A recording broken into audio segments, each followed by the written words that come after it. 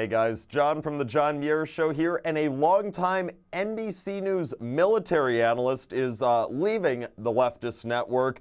And oh, is he going out guns a-blazing?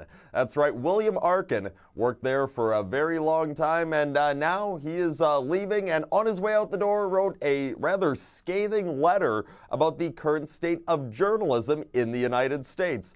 You see, Arkin was quoted as saying that he finds it disheartening that we do not report the failures of the generals and the national security leaders.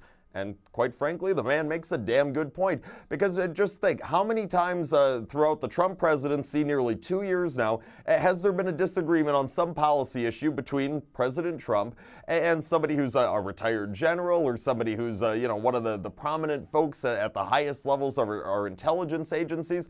There's been plenty of instances like that, and every single time the leftist media in this country has taken the side of whoever the general is, whoever the intel agent is, saying that we definitely needed to listen to whatever these individuals are saying. Trump, he must be wrong. It's Trump. And these people, oh, they're absolutely right. Do whatever they want. Heck, they even go to bat for generals and intel agents who they previously didn't like. It might have been somebody who was, a longtime Republican, but oh, you know what? We used to not like you in the past, but now you're on the other side of Trump, so you know what? We're on your side. See, they say that over and over again, like it's always these generals that should be getting their way. But here's the thing. How many of these generals did the people of the United States of America vote for?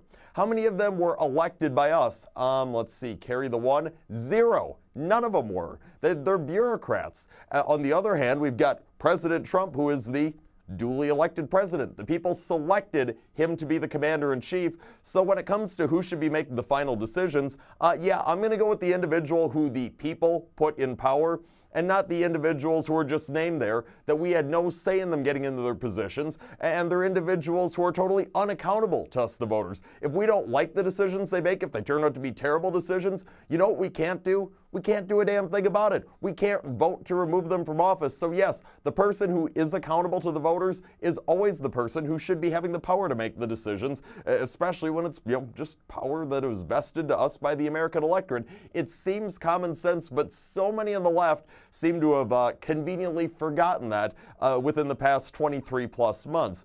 Arkin didn't stop there, though. He went on to say that today's media comes across as being the, quote, defender of Washington and the system.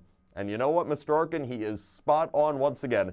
Because what we should have in this country is we should have a media that actually holds itself to the high standards that we've long expected from news outlets, from journalists. I mean, there should never be an objective news outlet, somebody that claims to be objective, that's going out there and is pushing for one political party or one ideology or any given political candidate. No, that should never happen, regardless of who the political party, candidate, or ideology is that's getting pushed.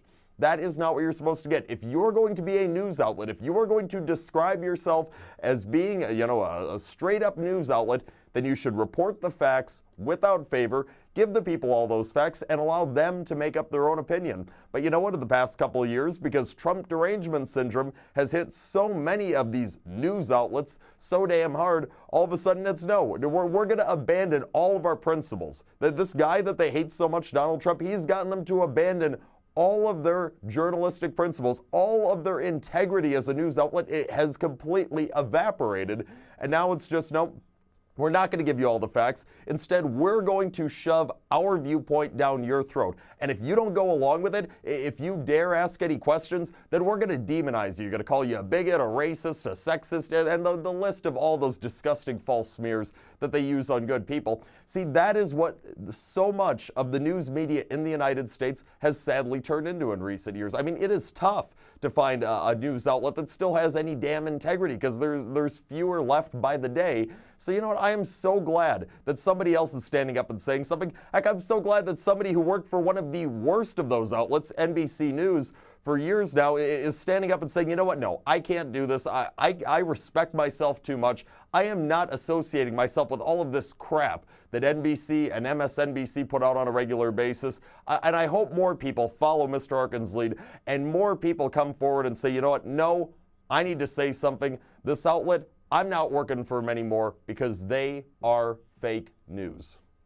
That's all the time that we have for today and this week. I hope you all have a great weekend. We're back on Monday. John Muir Show, 8:40 a.m. on WTAQ, 9 a.m.